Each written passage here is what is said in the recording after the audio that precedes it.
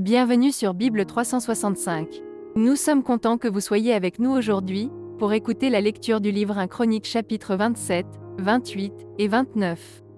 Si vous êtes nouveau, s'il vous plaît abonnez-vous à la chaîne, aimez et partagez-la pour encourager quelqu'un d'autre à écouter la Bible cette année. Bonne écoute. 1 Chroniques, chapitre 27. Enfants d'Israël selon leur nombre, chefs de maison paternelle, chefs de milliers et de centaines, et officiers au service du roi pour tout ce qui concernait les divisions, leur arrivée et leur départ, mois par mois, pendant tous les mois de l'année, chaque division étant de 24 000 hommes. À la tête de la première division, pour le premier mois, était Jashobéam, fils de Zabdiel. Et il avait une division de 24 000 hommes. Il était des fils de Péretz, et il commandait tous les chefs des troupes du premier mois. À la tête de la division du second mois était Dodaï, l'Akoshite. Miklot était l'un des chefs de sa division. Et il avait une division de 24 000 hommes. Le chef de la troisième division, pour le troisième mois, était Benaja, fils du sacrificateur Jéhojada, chef. Et il avait une division de 24 000 hommes.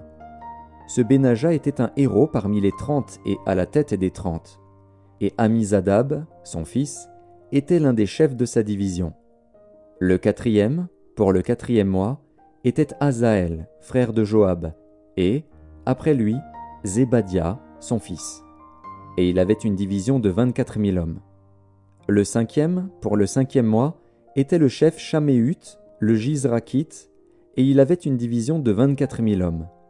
Le sixième, pour le sixième mois, était Ira, fils d'Ikesh, le Tékoïte, et il avait une division de 24 000 hommes. Le septième, pour le septième mois, était Héletz, le Pélonite, des fils d'Éphraïm, et il avait une division de 24 000 hommes. Le huitième, pour le huitième mois, était Sibécaï, le Hushatite, de la famille des Zérakites, et il avait une division de 24 000 hommes. Le neuvième, pour le neuvième mois, était Abiézer, d'Anatoth, des Benjamites, et il avait une division de 24 000 hommes. Le dixième, pour le dixième mois, était Maharaï, de Netopha, de la famille des Zérakites, et il avait une division de 24 000 hommes. Le onzième, pour le onzième mois, était Benaja, de Piraton, des fils d'Éphraïm, et il avait une division de 24 000 hommes. Le douzième, pour le douzième mois, était Eldaï, de Netopha, de la famille d'Othniel, et il avait une division de 24 000 hommes. Voici les chefs des tribus d'Israël. Chef des Rubénites, Éliézer, fils de Zikri. Des Siméonites, Shéphasia, fils de Maaka. Des Lévites, Achabia, fils de Kemuel. De la famille d'Aaron, Tsadok. De Juda, Elihu, des frères de David. D'Issachar, Omri, fils de Mikaël. De Zabulon, Jishemaéja, fils d'Abdias. De Nephtali, Jérimoth, fils d'Azriel. Des fils d'Éphraïm, Hosée, fils d'Azazia, de la demi-tribu de Manassé, Joël, fils de Pédaja. De la demi-tribu de Manassé en Galaad, Jiddo, fils de Zacharie. De Benjamin, Jahaziel, fils d'Abner. De Dan, Azaril, fils de Jérokam. Ce sont là les chefs des tribus d'Israël. David ne fit point le dénombrement de ceux d'Israël qui étaient âgés de 20 ans et au-dessous, car l'Éternel avait promis de multiplier Israël comme les étoiles du ciel. Joab, fils de Tseruja, avait commencé le dénombrement, mais il ne l'acheva pas, l'Éternel s'étant irrité contre Israël à cause de ce dénombrement qui ne fut point porté parmi ceux des chroniques du roi David. Azmavet, fils d'Adiel, était préposé sur les trésors du roi. Jonathan, fils d'Ozias, sur les provisions dans les champs, les villes, les villages et les tours. Ezri, fils de Kélub, sur les ouvriers de la campagne qui cultivaient la terre. Chiméi, de Rama, sur les vignes. Zabdi, de Shepham, sur les provisions de vin dans les vignes. Baal-Hanan, de Guéder, sur les oliviers et les sycomores dans la plaine. Joach, sur les provisions d'huile. Chitraï, de Saron, sur les bœufs qui paissaient en Saron. Shaphat, fils d'Adlaï, sur les bœufs dans les vallées, Obil, l'Ismaélite, sur les chameaux, Jegdia, de Méronoth, sur les ânesses, Jaziz, l'Agarénien, sur les brebis. Tous ceux-là étaient intendants des biens du roi David. Jonathan, oncle de David, était conseiller, homme de sens et de savoir. Jéhiel, fils de Hakmoni, était auprès des fils du roi. Achitophel était conseiller du roi.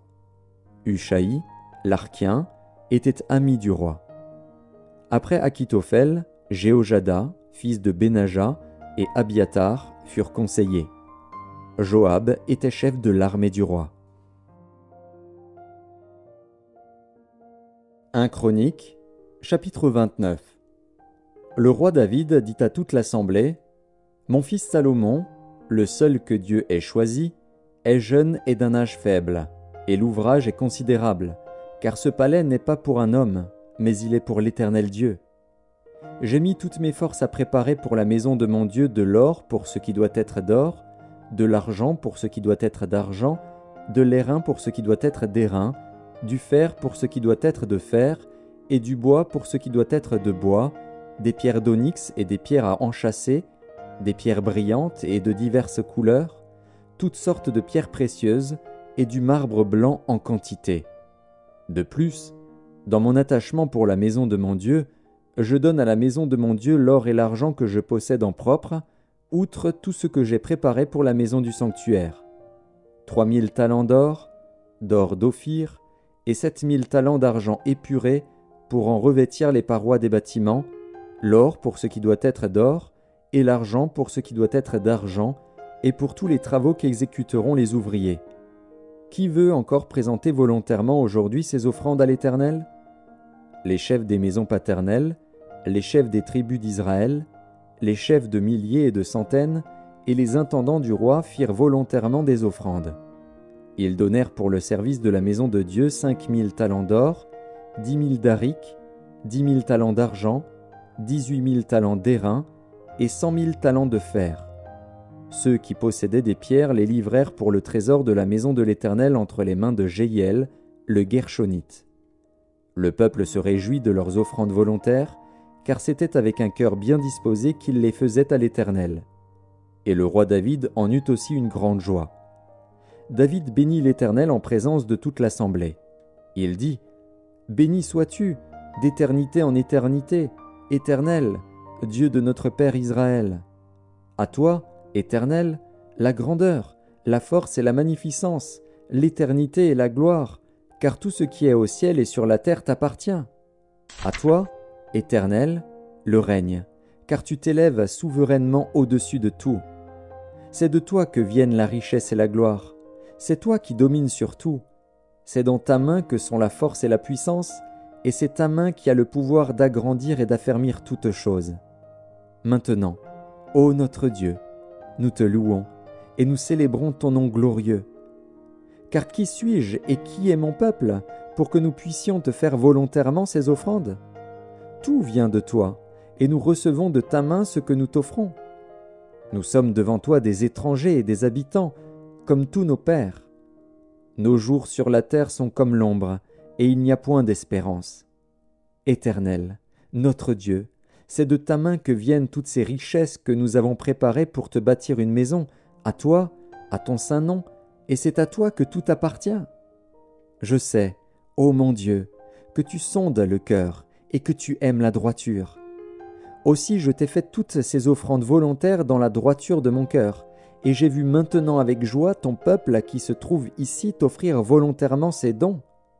Éternel, Dieu d'Abraham, d'Isaac et d'Israël, nos pères, maintiens toujours dans le cœur de ton peuple ses dispositions et ses pensées, et affermis son cœur en toi.